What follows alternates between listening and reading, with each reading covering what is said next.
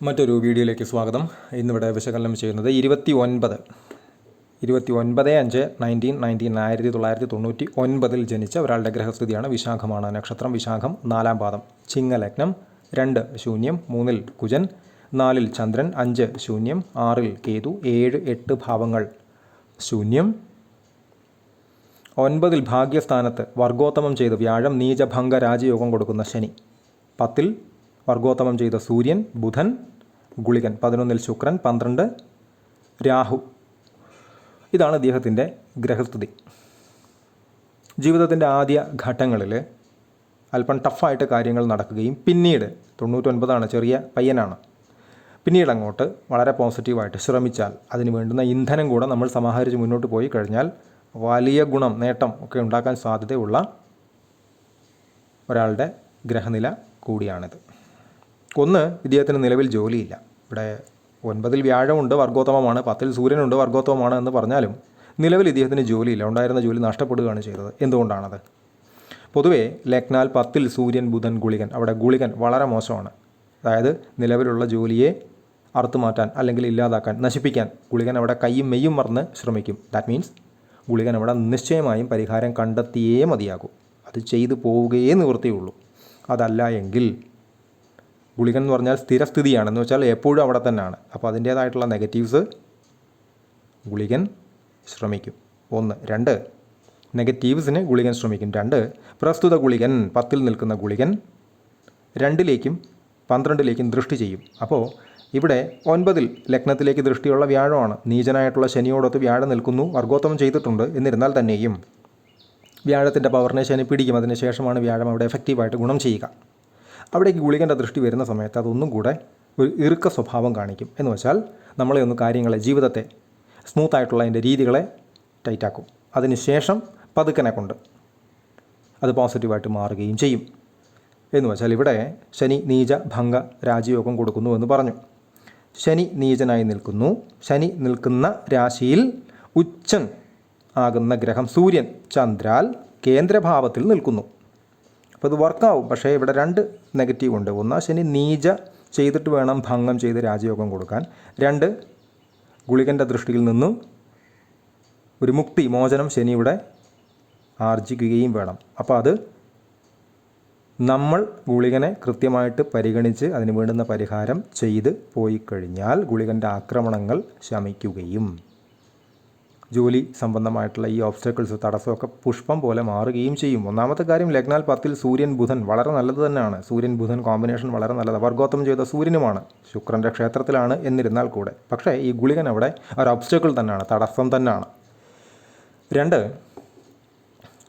ചന്ദ്രൻ ഇവിടെ നീചനാണ്. നീചൻ സംഭവിക്കുന്ന നക്ഷത്രത്തിലൊന്നുമല്ല, പക്ഷേ നീചനാണ്. ബുധനിൽ ചന്ദ്രൻ്റെ അപഹാരം നടക്കുകയാണ്. 2026 മെയ് 1 തൊട്ട് 2027 ഒക്ടോബർ 1 വരെ. അപ്പോൾ ഈ ചന്ദ്രൻ എന്ന് പറയുമ്പോൾ നീചനായി കഴിഞ്ഞാൽ മനസ്സിൻ്റെ കാരക ഗ്രഹമാണല്ലോ. അങ്ങനെയുള്ള സമയത്ത് എന്തെങ്കിലുമൊക്കെ മനസ്സിന് ടെൻഷൻ, ഇറിറ്റേഷൻ, ബുദ്ധിമുട്ട് ഒക്കെ കൊടുക്കുന്ന എന്തെങ്കിലുമൊക്കെ അനുഭവങ്ങളിലൂടെ കടന്നു പോയേ മതിയാവുള്ളൂ. അപ്പോൾ അതിന് ഒരു കാരണം ഇപ്പോൾ ഇദ്ദേഹത്തെ സംബന്ധിച്ച് മറ്റ് ശീലക്കേടുകളൊന്നും ഇല്ലാത്തതുകൊണ്ട് ആ ജോലി നഷ്ടം വന്നു കഴിഞ്ഞാൽ പൊതുവേ ഒരാൾ സ്വാഭാവികമായിട്ടും ഇറുകും, അല്പം ടെൻഷൻ ഉണ്ടാകും. അങ്ങനത്തെ ഒരു ടൈമിലൂടെയാണ് ഇപ്പോൾ നടന്നു പോയിക്കൊണ്ടിരിക്കുന്നത്. അപ്പോൾ അത് ഈ 9 വ്യാഴം അത്യാവശ്യം നല്ല രീതിയിലൊക്കെ നിന്ന് കഴിഞ്ഞാൽ ഇത് പരിഹരിക്കാൻ വളരെ എളുപ്പമാണ്. 5-ാം ഭാവാധിപനും വ്യാഴമാണ്. പരിഹരിക്കാൻ വളരെ വളരെ എളുപ്പമാണ്. അപ്പോൾ കൃത്യമായിട്ട് അത് ചെയ്തു പോകുന്ന മുറയ്ക്ക് ഒരു 70-75% കാര്യങ്ങൾ, 60-75 അത്രേ എടുക്കാൻ പറ്റുള്ളൂ. പോസിറ്റീവായിട്ട് മാറുക തന്നെ ചെയ്യും, അതെങ്ങോട്ടും പോകില്ല. അതേപോലെ ഇദ്ദേഹത്തിൻ്റെ ഈ ശനി കൊടുക്കുന്ന നീചഭംഗ രാജയോഗം എന്ന് പറഞ്ഞു, അത് ഈ ഗുളികൻ മൈനസ് ഗുളികൻ്റെ ഈ നെഗറ്റീവ്സിനെ ഒഴിവാക്കി എടുത്തു കഴിഞ്ഞാൽ ഭാവിയിൽ, ഇത് കൊച്ചുപയ്യനാണ്, ഭാവിയിൽ ഇദ്ദേഹം ധാരാളം പണം അല്ലെങ്കിൽ ആ കുടുംബത്തിൻ്റെ തന്നെ അധിപൻ ആകുന്ന ഒരവസ്ഥയിലേക്ക് എത്താൻ തക്ക ശേഷിയും ഇതേ ഗ്രഹനിലയ്ക്കുണ്ട്. ലഗ്നത്തിലേക്ക് വ്യാഴം ദൃഷ്ടി ചെയ്യുന്നുണ്ട്. വർഗോത്തമം ചെയ്ത വ്യാഴമാണ്, വളരെ നല്ലതാണ്.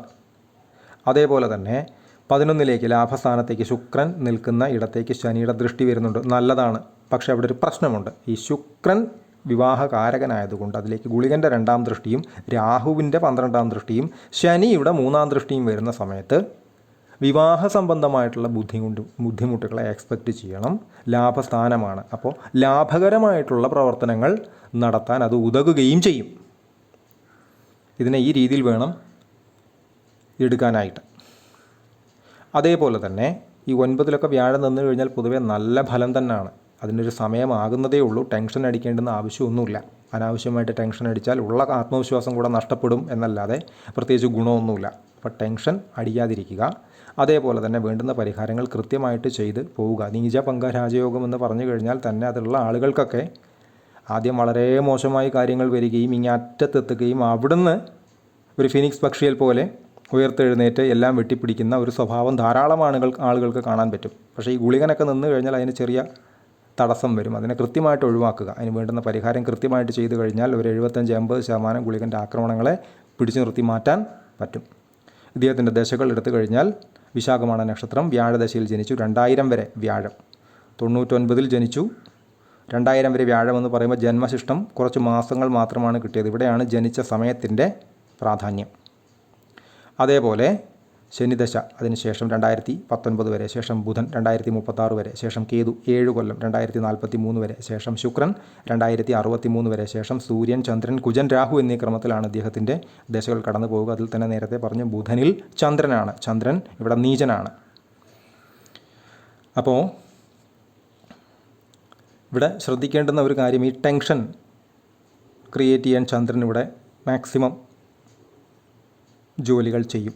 അപ്പോൾ അതിനെ ഓവർകം ചെയ്ത് പോകത്തക്ക രീതിയിലുള്ള പരിഹാരങ്ങൾ നിർബന്ധമായും ചെയ്യുക.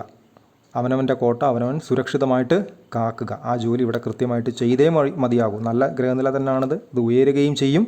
ജോലിയൊക്കെ ഇദ്ദേഹത്തിന് കിട്ടും. ശ്രമിച്ചാൽ സർക്കാർ ജോലി പോലും ശരിവയ്ക്കുന്ന ഒരു ഗ്രഹനിലയാണ് ഇത് എന്ന് തിരിച്ചറിയുക. സർക്കാർ ജോലി, അതല്ല എങ്കിൽ രാഷ്ട്രീയം പോലെയുള്ള മേഖലകൾ, ഇതെല്ലാം തന്നെ ഇദ്ദേഹത്തിന് വഴങ്ങുന്നതാണ്. അവിടുത്തെ ഒരൊറ്റ ഫാക്ടർ എന്ന് പറയുന്നത് 10-ാം ഭാവാധിപനെ ഗുളികൻ വീക്ഷിക്കുന്നു, ശനി വീക്ഷിക്കുന്നു, രാഹുവിൻ്റെ ദൃഷ്ടി വരുന്നു, 10-ൽ ഗുളികൻ നിൽക്കുന്നു. അപ്പോൾ അതുമായി ബന്ധപ്പെട്ട് കൃത്യമായിട്ട് പരിഹാരങ്ങൾ ചെയ്യുകയും ലഗ്നത്തെ കൊണ്ടും കൃത്യമായിട്ട് 9-ൽ നിൽക്കുന്ന വ്യാഴത്തെ കൊണ്ടും ഗുണഫലങ്ങൾ കിട്ടാനുള്ള കാര്യങ്ങൾ ചെയ്തു പോയി കഴിഞ്ഞാൽ അത്ഭുതങ്ങൾ തന്നെ സംഭവിക്കാൻ സാധ്യതയുള്ള ഒരു ഗ്രഹനിലയാണിത് എന്ന് തിരിച്ചറിയുക. കൺസൾട്ടേഷൻ ആവശ്യമുള്ള ആളുകൾക്ക് ഈ നമ്പറിൽ കോൺടാക്റ്റ് ചെയ്യാവുന്നതാണ്.